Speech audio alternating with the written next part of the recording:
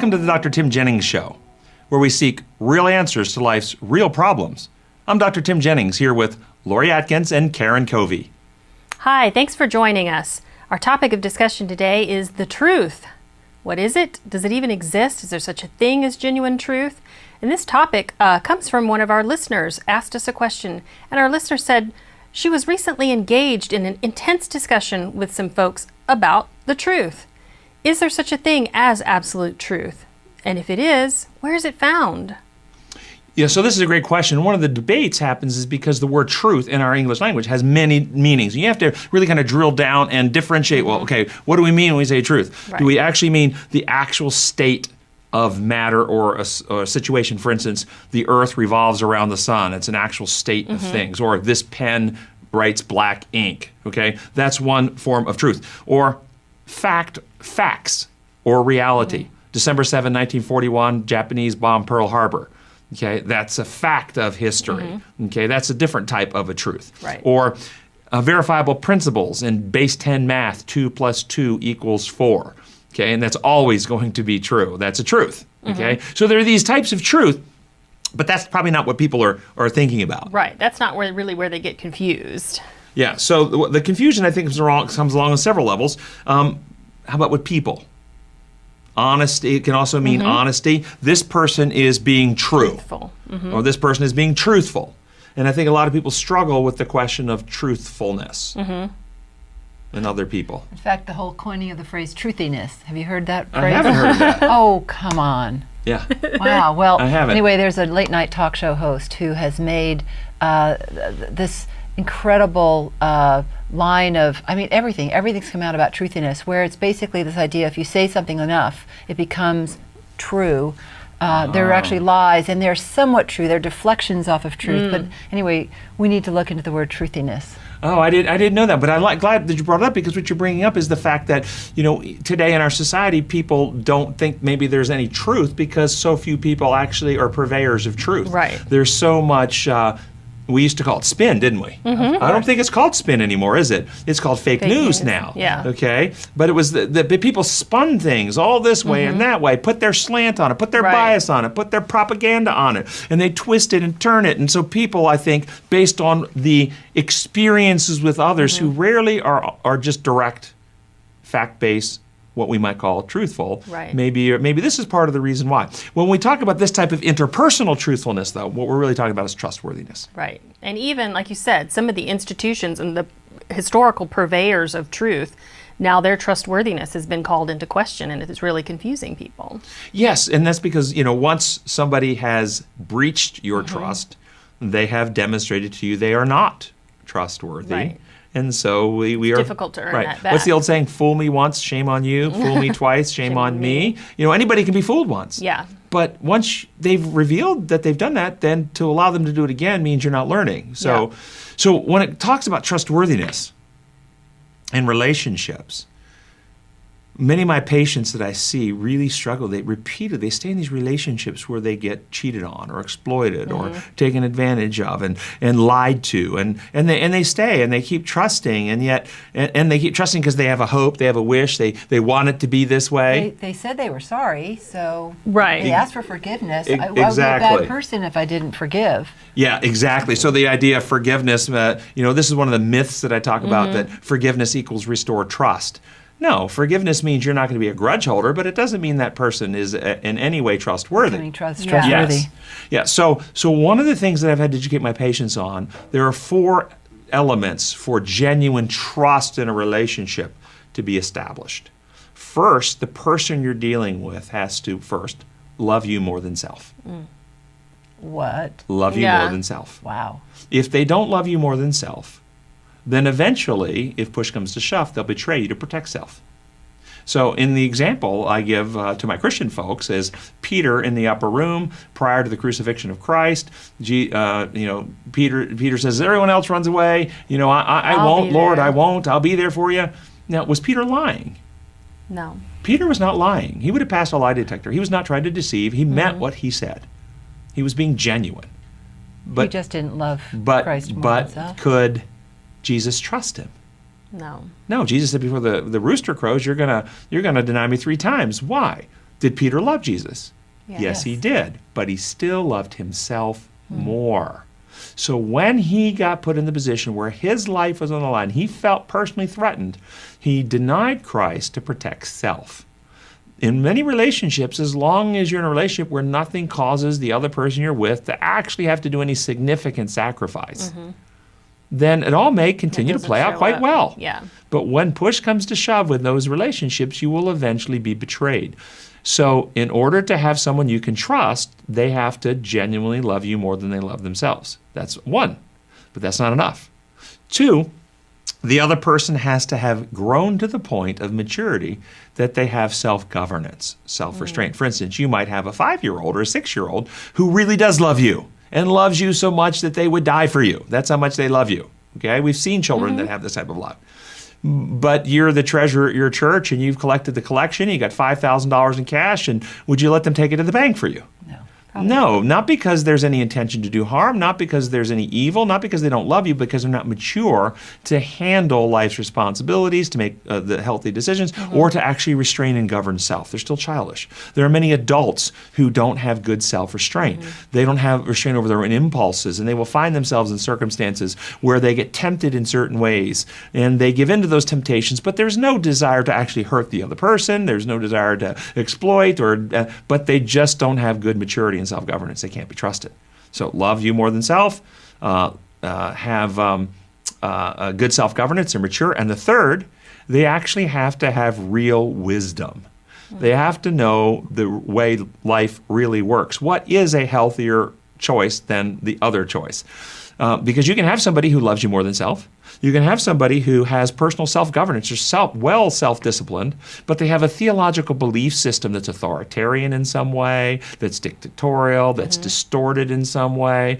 And so they don't have real wisdom, so they make decisions like we won't give our children vaccines, or we won't give our children medicine that they need with encephalitis or something. They love their child more than self, and they do have great self-discipline, but they're making foolish choices because of false or distorted belief systems that are harmful. You can't trust them either. Their choice, not their motives, not their self-governance, but their wisdom is flawed. And so you have to have all three. You have to have selflessness, you have to have self-governance, you have to have wisdom, and then the fourth one, you have to have personal experience with that person to come to experience all those attributes being practiced in your own life for you to genuinely trust them. Wow. So what about, I'm thinking... What was this poof? I know. What was this It's poof? a lot. Like, well, that makes it so simple. But I mean, that feeds back into what we talk about marriage and dating. I was going to say, It's those like are the four those should reasons be- to get married. There you go. The 10 not to get married. That is true. I That's know. exactly right. That It's would be totally- quite a that's what- find. But see but that's what you want to look for in any trusting Yeah. friend. You have to have that. Sure. Okay. And the experience is what the repeated, the over time, proving it, the yeah. showing it again to where you are certain of that, as far as we can be certain about another human being. That's right. That's right. Yeah. And the difference between a trustworthy person, ultimately trustworthy, is not the person who makes the occasional mistake, forgetfulness, because we all do that. We all have those mistakes. But the trustworthy person who loves you more than self and has good self-governance and has wisdom, those mistakes grieve them in their heart. Right. They also are able to look in the mirror and learn from those mistakes, so they're less likely to repeat them in the future. The immature person either won't look in the mirror, won't learn, blame others, externalize. It's not their fault, somebody else's fault, and therefore there's no real growth or maturity happening there. So figuring out if what you're being fed is actually truth, I think in the spiritual realm is just as important or more important, where we're trying to determine if what we're being taught about God, say, is the truth, or is there a trustworthy God out there? So everything I just said about human relationships, about trust, go directly to one's relationship with their higher power. Do you have a higher power who loves you more than self? Do you have a higher power who has got self-governance? Or do you have a higher power who's got an anger management problem and needs someone to intervene with him and plead with him and hold his anger in check because he'll lash out if you don't? Do you have a higher power who has real genuine wisdom and knows how reality works? And have you experienced all those elements and attributes in your own life? If you haven't, if any of those things aren't true, then you may have a belief in this theological construct, but there's not real heart, trust, and openness in that relationship. So, are we going to talk about what I hear colloquially as truth with a capital T. Maybe the listener described it as absolute truth. And is there absolute truth? And if so, can you give us some examples? Absolutely. Okay. Yes, there is absolute truth. People who say there's not absolute truth are actually living in a false reality. And the absolute truth, as I describe it, are testable, reproducible realities or laws or design parameters or protocols on which reality is constructed to operate. And it's the same over and over and over again. A simple one on a physical level would be law of gravity, the laws of thermodynamics, laws of physics. These things are testable laws. They're absolute truths. But there are design laws about how relationships function, about how minds function. And when you understand those, then life becomes very predictable. I want people to realize how predictable life can be when you understand the design laws upon which reality works. You know, if I take this book and I hold this book up and I say, okay, can you predict what will happen if I let go of it? I'm a prophet. I can predict. Yes. Yeah, you're a prophet. See, so this is my question I was going to ask. You say you can predict, but do you have the gift of prophecy? Do you know the future? How can you predict a future event without having seen the future? Well, you know the law, and life suddenly becomes very, very predictable. And the more of these design truths or laws that you know, you can predict things. You can predict how life will go if you let go of this or if you do that. Life becomes predictable. And so the big, big umbrella law is the law of love. Okay. That's not emotion. It's not compassion. It is a design protocol. It includes emotion and compassion, but it's not limited to that. It's a design protocol upon which life is built. It's the principle of giving and beneficence. We've said it before. The easy one for everybody to see is the breathing one. Every breath you take, you give away carbon dioxide to the plants give oxygen back to you. And if you transgress that and tie a plastic bag over your head and hoard your carbon dioxide to yourself, you die. This is transgressing a design law. It's testable, reproducible every time. But you see it in other places, in every living system. If you want your economy in any nation to be healthy, the money has to be in circulation. If the money is taken out of circulation, the economy will die. Every living system, this is true. Bees give their industry to the plants, and the plants give their pollen to the bees, increasing the numbers of both. If either one stops giving, they will both die.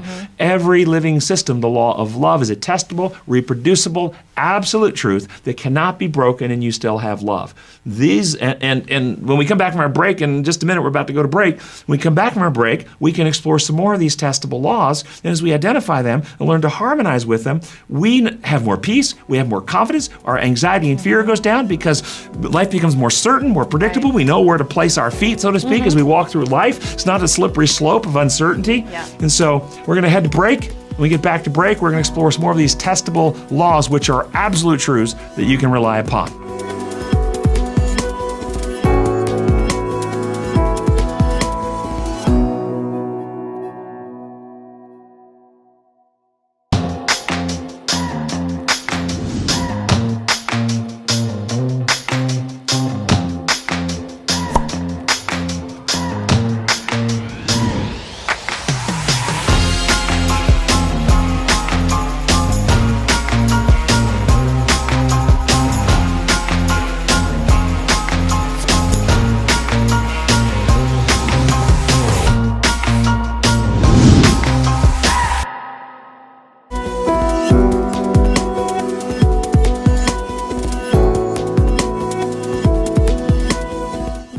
Welcome back to the Dr. Tim Jennings Show. We've been talking about truth and is there such a thing?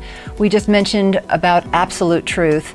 However, in this, what we've learned about the postmodern thought, the postmodern mind, is that truth is relative. There isn't truth. There's my truth, and you can have your truth, and my truth and your truth can coexist because, indeed, there is no absolute truth. How would you respond to the postmodern thinker? I just so excited you brought that up because what you just described is a lie. That is a lie, what you just said, that there's no absolute truth, that your truth is mine. No, here is a truth. We are all free to believe anything we want. Okay. That's a truth. We are free to believe anything we want. But here's another truth. Not all beliefs are equally healthy. Some beliefs are actually harmful. Did you know that it was taught for many years by doctors that tobacco was a healthy medicinal, help your lungs, help treat a lot of medical problems, and doctors used to prescribe cigar smoke for lung disease. They were doing it with good intention. They believed it would really help. Did their belief that it would help actually make it healing and helpful to their patients? No. No. It did not. So they were free to believe it. I have one patient today that still believes that cigarette smoke helps her lungs work better. She's free to believe that. Okay, that's her truth. But that truth isn't truth. That's a lie. Okay, so this idea that your truth is your truth, my truth is actually a lie that allows people to stay in some dysfunction, to stay usually in some pattern of behavior that is self-destructive that they don't want to get out of, and to avoid any sense of conviction that there's some change that needs to happen in their life so they can continue down that path. When you come to design law and understand, and the common way people might hear that is the laws of health, but it doesn't really matter what you believe about the laws of health. It doesn't matter what you believe about the law of gravity. If you step off the Empire State Building and you say, I don't believe in gravity, it does not, that's your truth, it's not my truth, I refuse to believe that. Gravity doesn't treat you differently, it doesn't care, it's a constant, and these are the absolute truths. And when you understand design law, it doesn't really matter your beliefs about them. Now, your personal health may be changed by that because you may smoke 2 packs a day thinking you're helping your lungs while your lungs get worse and worse and worse. But the absolute truths of how the universe works, it doesn't change based on your beliefs. Does this make sense? Absolutely. Okay. Nice. So we talked about the law of love Yeah. as one of the absolute truths, the design laws. Tell us about some more testable laws. So I'm going to tell one I think that many people need to know and they don't know, particularly when they think about relationships. And that's called the law of liberty. And the law of liberty, most of my patients have never heard of it. And I have to tell them, I have to get their mindset right. You have to think about this like you would gravity. Do you have to know about gravity for gravity to work in your life? No. Do you have to believe in gravity for gravity to work? If you deny gravity and step off a building, it doesn't care. It's still there. It's just a constant. Liberty, the law of liberty is like this. It's just a constant in how things work. You can deny it. You don't have to believe in it, but it still works. And how does it work? It's very predictable. The thing about gravity is predictable. The only variable with gravity is degree. Step off a 5-inch curb, you twist an ankle. Step off a 500-foot building, you die. But gravity doesn't do anything different. It's just your degree of the violation that makes the difference. The law of liberty is like this as well. And so I'm going to give you a quick example to show you what happens predictably every time when you violate liberties in relationship. Young man is dating a woman, and after months of dating, he takes her out for a dinner, gets down on a knee and proposes.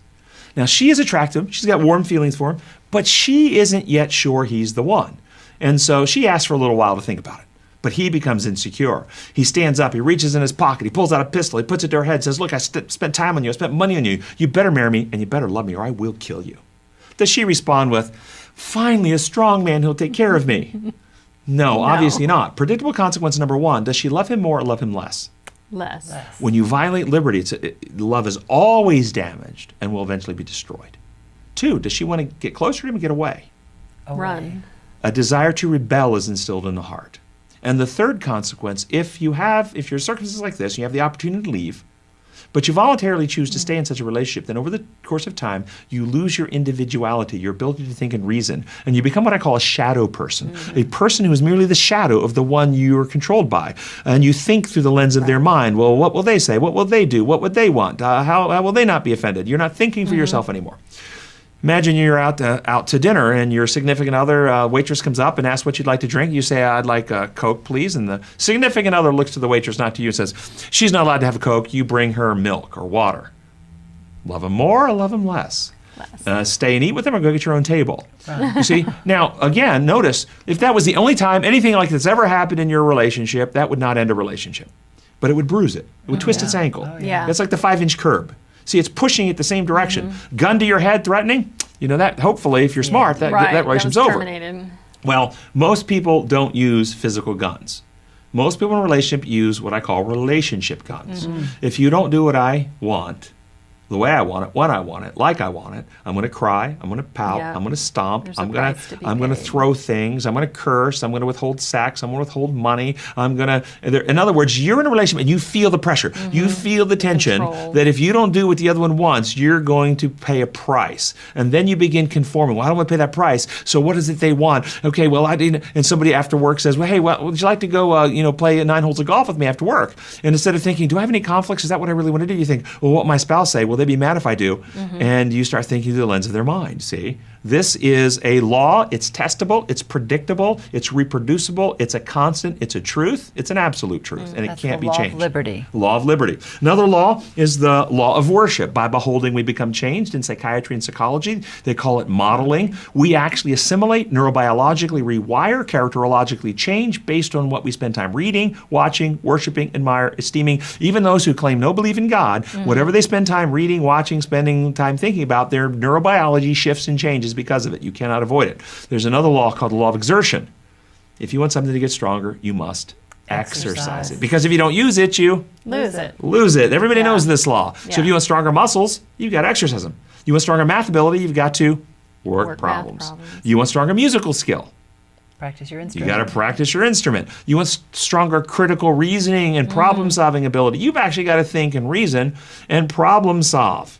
And that would go with scripture reading too, because you're reading some of these challenging stories and you're having to process and suspend understanding maybe for a while until you continue reading, and then find another story that's similar and maybe look back. And that's an exercise in, what would we call that, discernment?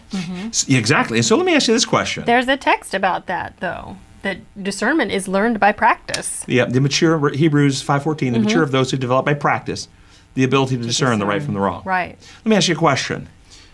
Would you become a great musician by listening to the stereo 10 hours a day? Not likely. No. Do you become a great thinker by listening to other talking heads Think for you. and so-called experts 10 hours a day? No. No. We And this might is- believe that we are. Yeah. Yes, but But we're as far not. as actually integrating probably it the into your opposite. thinking. What's happening in our society today with the talking heads, the TV, the internet, Pundits. is that instead of what our goal in our program is not to tell people what to think. Our goal is to stimulate, to trigger, to get them to weigh out, to get them to research, to get them like a math teacher shows how to do a problem, and then wants people to go home and work the problems. Okay, that's our goal in our programming. But much of the world looks to some other talking head, some other expert, somebody with a degree, somebody with the authorized church ordination. Yes. Somebody in authority to tell them the answer. Right. And that's what they're looking for. And they look to be told what to think. And many people spend their time, well, this is what so-and-so says. This is what so-and-so says. And they can spout the answers, but they have no idea how you get the answers. And so, if you are a math teacher, or you're a great math teacher, by giving your students the answers to the test. So they memorize the answers and they can write them down. They have no idea to work the problems. Most math books have the answers in the In the back back. because they know that the answer is not the issue. Right. It's Yeah, how did it's you the get there. journey. That's what you get the points for, is how Right. did you work the Yeah. problem. And life is a series of problems to be solved. But the problem with much of Christianity and religion is they indoctrinate. Here's the right answer. Yeah. Here's what you must believe. Why? Well, don't ask questions. You should believe because the Bible says so. Have faith. You don't need to understand. You're Just discouraged believe the right and, things. and penalized sometimes Right. for asking questions. And so our goal is to teach people to think. So design laws, and so we're absolute truth today. What about the absolute? Another law, laws of physics. These easy ones. Second law of thermodynamics or gravity. Laws of health. Right. Laws of mathematics. These are design laws. And the more of these you can understand, and here's one, the law of restoration. Restoration. Okay? What is the law of restoration? Notice the definitions here. For a finite being, that's every human being on earth, after you expend a resource, you must rest and recover and assimilate more of the resource before you have more to spend again. This is the importance of sleep. This is the importance of mental rest. Even the best pitcher in the Major League Baseballs who pitches a no-hitter, will they pitch him the next night? Not likely. They won't pitch him? Not likely, not at all. They won't do it because he's expended a resource. He now needs to rest and recover before he has an Olympic athlete after running a marathon. Do they run another marathon that day? No. The next day? No, they need to rest and recover before and this is a law of restoration. And so many of my patients are exhausted. They're burned out. They're worn out because they never take time to rest and recover. They cut their sleep short so they're not getting enough physical sleep, but bigger than that, they never take a day every week to rest their mind. To be still, to be quiet, to unwind, to relax, to recover their mental energies that they've expended all week long. They're just on the go, go, go, go, go, and they burn out and get exhausted. This is a law. You can't avoid the consequence. You're either going to rest and recover or you're going to burn out. Even Christ had to do that while he was here on earth during Yes. his ministry. Because he He was in A human man. form. That's exactly Yes. right. That's And he exactly right. designed the law. I mean, he knew it better than anyone. And that's on the physical level. If you burn calories, you've got to take calories in. Yeah. You dehydrate, you've got to take water. You breathe out, you've got to breathe in. So you've got to replenish the resources. This is a law of restoration for finite beings. And I don't think people know this one. Right. So some might think, watching this program, for example, these 30 minutes, we're being inundated with a lot of ideas. Someone might look at that as you spoon-feeding people as to what truth is.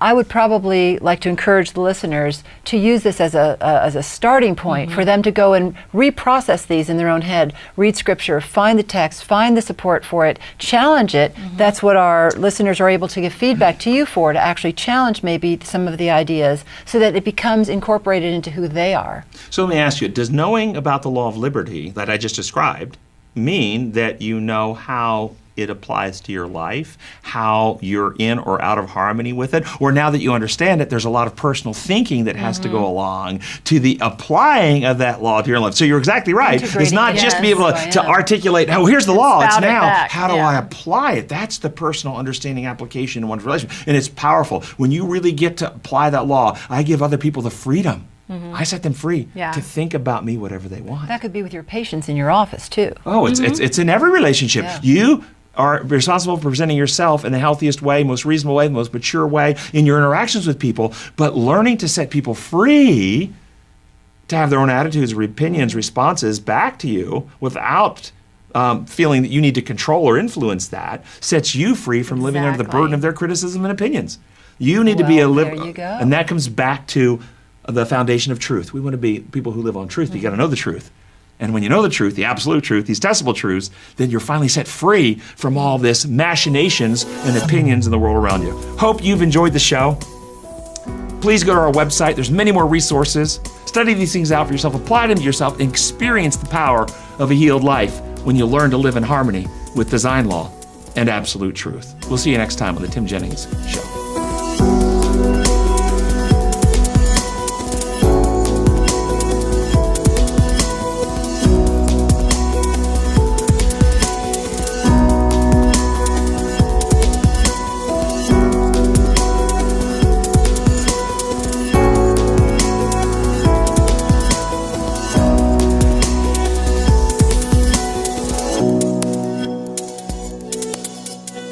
you.